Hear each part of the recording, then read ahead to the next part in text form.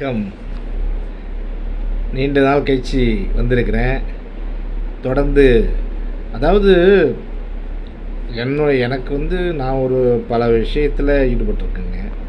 Insurance agent, நான் ஒரு LIC agent, two wheelers agent, அது மட்டும் இல்லாமல் நான் ஒரு எழுத்தாளர், அது மட்டும் இல்லாமல் ஒரு சமூக சேவகர். இப்படி பல்வேறு விதத்தில் நான் இருக்கும்பொழுது ஒரு பெரிய ஒரு இலக்கிய பொறுப்பை என்னால் தொடர்ச்சியாக செய்ய முடியல. அதுக்காக நான் உள்ளபடியே வருந்துறேன்.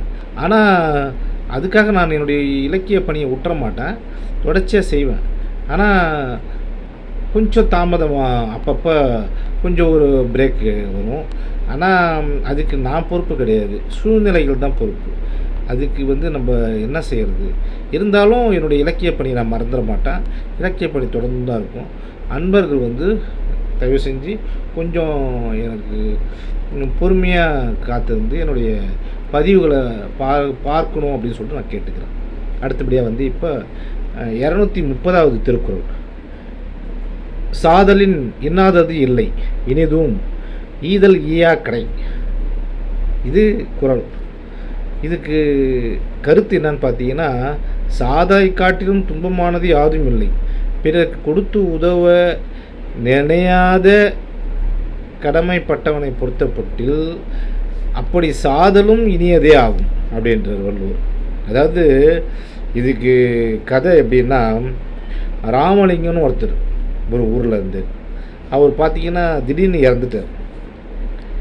அந்த செய்தி ஊரெல்லாம் பரவணும். ராமலிங்க வீட்டிற்கு ஒரு சில பேரே வருவதும் போதுமாக இருந்தனர். அப்பொழுது அந்த ஊரை சேர்ந்த இருவர், என்ன ராமலிங்கத்துக்கு கூட்டத்தையே காணோமே அப்படின்னு. அவர் ஏதோ பெரிய லெவலில் இருந்திருப்பார் போல. இது இருக்கும்போது 4 பேருக்கு உதவி இருந்தால் தானே அந்த நினச்சி வந்திருப்பாங்க. இவன் இருக்கும்போது யாருக்கும் உதவலை, இப்போ இவன் சாவுக்கு மட்டும் வருவாங்களா என்று சொல்லிட்டு இன்னொரு பெருசு நகர்ந்தது. அப்பொழுது வள்ளுவர் வருகிறார். சாவு கொடியது தான்பா, இல்லைன்னு சொல்ல. ஆனால் இவனை பொறுத்த வரைக்கும் சாவு இவனுக்கு நல்லது. ஏன்னா யாருக்கும் உதவி செய்யாமல் இந்த பூமியிலேருந்து என்ன பயன்? செத்தாலாவது இவருக்கு பிறகு இவருடைய வாரிசுக்கு உதவி செய்யுமே, அதனால்தான் அப்படின்றாரு. அதாவது வள்ளுவர் என்ன சொல்கிறார் பார்த்தீங்களா, நீ ஒருத்தருக்கு உதவி செய்யலைன்னா நீ உயிரோடு இருக்கிறதே லாயில்லாத அதுன்னு அர்த்தம் அப்படின்றது. ஆனால் நம்ம ஆளுங்கள்லாம் உயிர் வாழறதுக்காகவே அடுத்தவங்களுக்கு கெடுதல் நினைக்கிறாங்க. ஆனால் அவர் அப்படி செய்யலை.